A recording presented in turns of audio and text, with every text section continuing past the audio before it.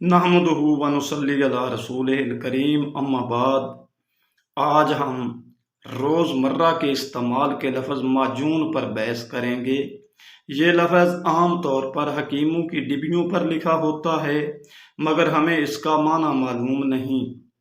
یہ لفظ عربی زبان کا لفظ ہے۔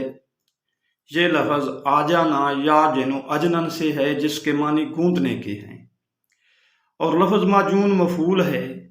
عربی میں کسی بھی گوندی ہوئی چیز کو معجون کہتے ہیں، جبکہ اس کے اصطلاحی معنی مرکب کے ہیں۔ یہ کیسا مرکب ہوتا ہے کہ وہ ادویات جنہیں حکیم اپنے نسخے میں شامل کرتا ہے ان کو گوندھ کر مائع اور ٹھوس کے درمیان ڈھیلے پن میں لے آتا ہے، اور اس قسم کا مرکب حکیموں کی زبان میں یا طب کی زبان میں معجون کہلاتا ہے۔ اگلی ویڈیو میں ہم لفظ اطریفل کی وضاحت کریں گے۔